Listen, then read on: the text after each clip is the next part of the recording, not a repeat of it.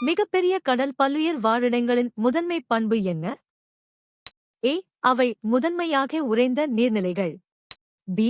அவை தொடர்ச்சியான நன்னீர்நிலைகள். சி. அவை தனிமைப்படுத்தப்பட்ட நீர்ப்பைகள். டி. அவை தொடர்ச்சியான உப்பு நீர்நிலைகள். சரியான பதில் டி. அவை தொடர்ச்சியான உப்பு நீர்நிலைகள். 1.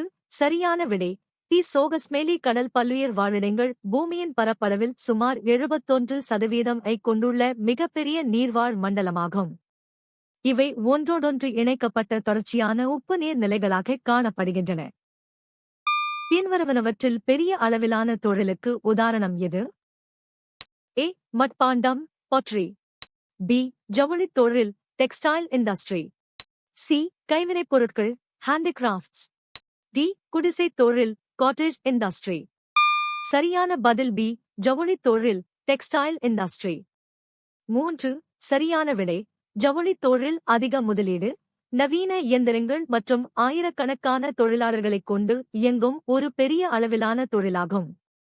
இது நாட்டின் பொருளாதார வளர்ச்சிக்கும் ஏற்றுமதிக்கும் முக்கிய பங்கு வகிக்கிறது.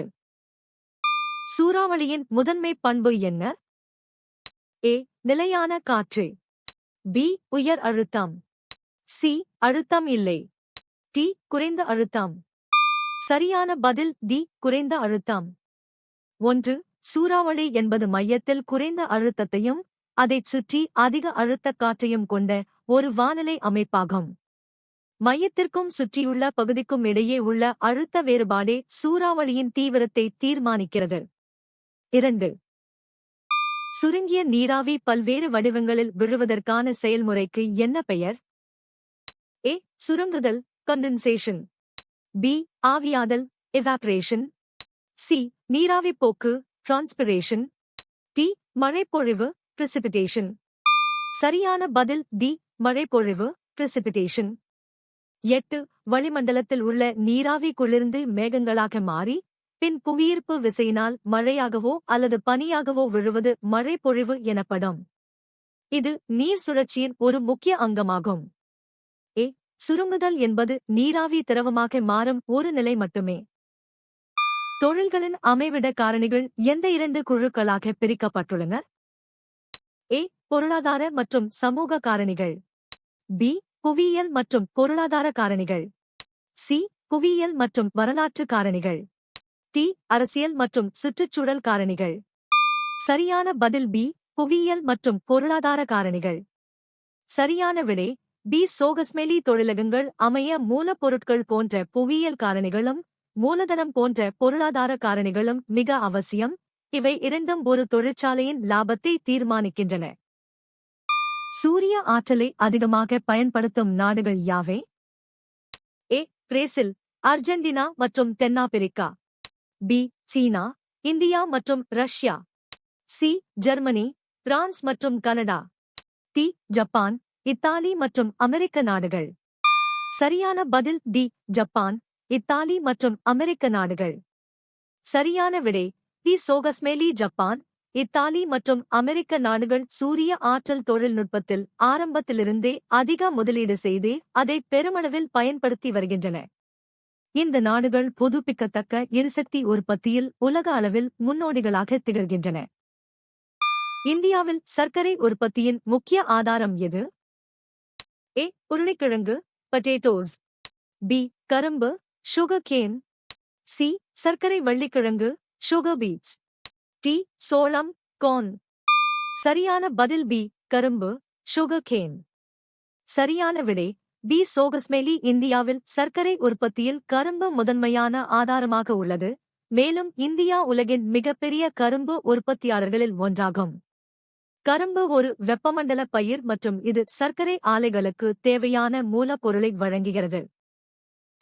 எந்த செயல்முறையால் நீராவியானது அதிக உயரங்களில் சுருங்கி மேகங்களாக உருவாகிறது?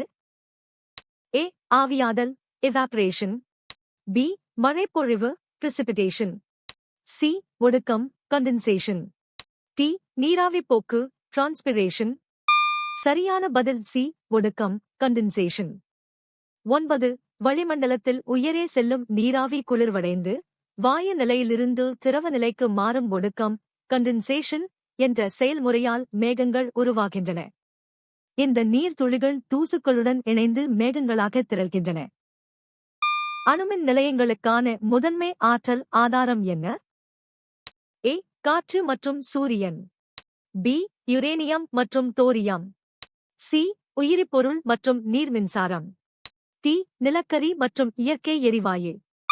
சரியான பதில் பி. யுரேனியம் மற்றும் தோரியம்.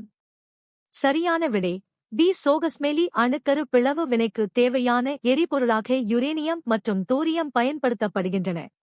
இந்தியாவில் குறிப்பாக கேரளாவின் கடற்கரை மணலில் தோரியம் அதிக அளவில் கிடைக்கிறது. தவறானவை. ஏ. இவை புதுப்பிக்கத்தக்க ஆற்றல் மூலங்கள். பெரிய சமவெளிகள் தெற்கில் எந்த நீர்ப்பரப்பு வரை நீண்டுள்ளன? ஏ. ஹட்சன் வளைகுடா, ஹட்சன் பே. பி. கரீபியன் கடல், கரீபியன் சி. சி. ஆர்க்டிக் பெருங்கடல், ஆர்க்டிக் ஓஷன். டி. மெக்சிகோ வளைகுடா, கல்ஃப் ஆஃப் மெக்சிகோ. சரியான பதில் டி. மெக்சிகோ வளைகுடா, கல்ஃப் ஆஃப் மெக்சிகோ. வட அமெரிக்காவின் பெரிய சமவெளிகள், கிரேட் பிளேன்ஸ், வடக்கே கனடாவிலிருந்து தெற்கே மெக்சிகோ வளைகுடா வரை பரந்து விரிந்துள்ளன. இது ஒரு பரந்த புல்வெளி பகுதியாகும். இது விவசாயத்திற்கு மிகவும் ஏற்றது.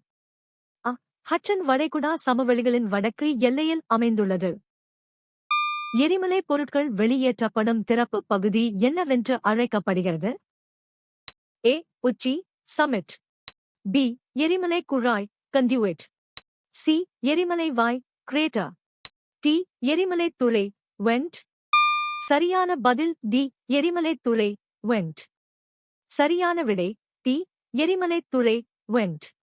புவியின் உட்புறத்திலிருந்து மாக்மா, வாயுக்கள் மற்றும் சாம்பல் ஆகியவை வெளியேறும் குறுகிய திறப்பு பகுதி வெண்ட் என்று அழைக்கப்படுகிறது. விவசாயம், வர்த்தகம் மற்றும் பொழுதுபோக்கு போன்ற செயல்பாடுகள் மூலம் மக்கள் வாழும் மற்றும் தொடர்பு கொள்ளும் இடம் என வரையறுக்கப்படுவது எது? ஏ. ஒரு இயற்கை காப்பகம், நேச்சுரல் ரிசர்வ். பி. ஒரு நினைவுச் சின்னம், a monument. சி. ஒரு மாநகரம், a metropolis. டி. ஒரு குடியிருப்பு, a settlement. சரியான பதில் டி. ஒரு குடியிருப்பு, a settlement. 3. மனிதர்கள் தங்களின் வாழ்வாதாரத்திற்காக விவசாயம், வர்த்தகம் போன்ற செயல்பாடுகளில் ஈடுபட்டு ஓரிடத்தில் குழுவாக வாழ்வதையே குடியிருப்பு என்கிறோம். இது தற்காலிகமாகவோ அல்லது நிரந்தரமாகவோ இருக்கலாம். குழு அடையாளம் மற்றும் கலாச்சார ஒருங்கிணைப்பு புள்ளியின் சின்னமாக எது கருதப்படுகிறது? ஏ. மாநிலம், ஸ்டேட்.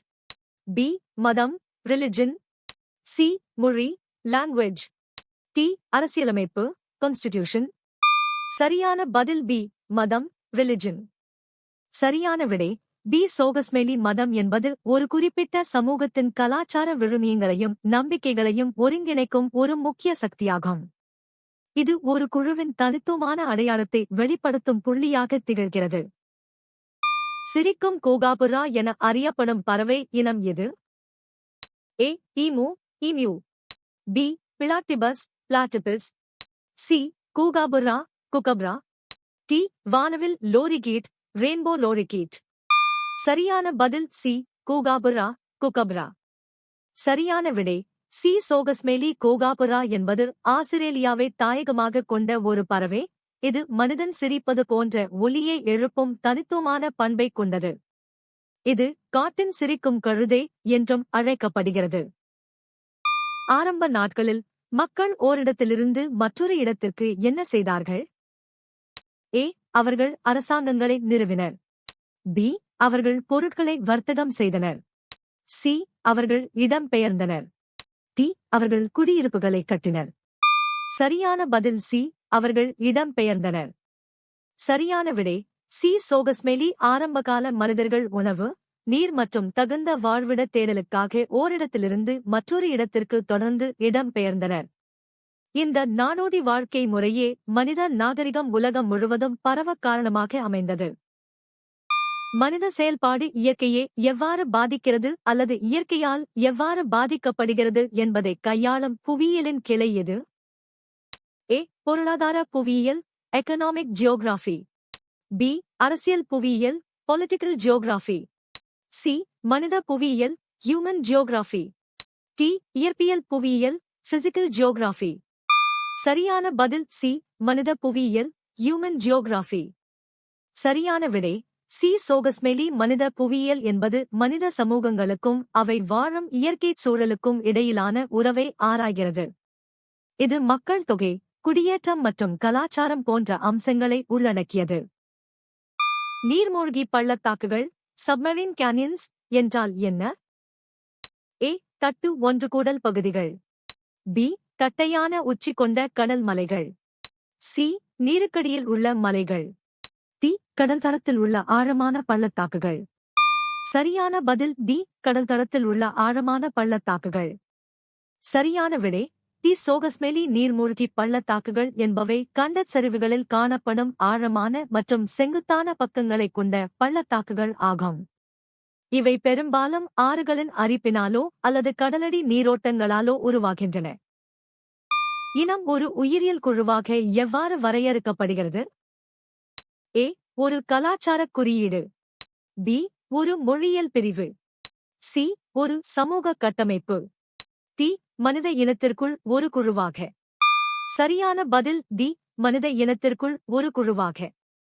சரியான விடை டி. சோகஸ்மெலி இனம் என்பது தோல் நிறம், முக அமைப்பு போன்ற பொதுவான உயிரியல் பண்புகளைக் கொண்ட மனித குழுக்களைக் குறிக்கிறது.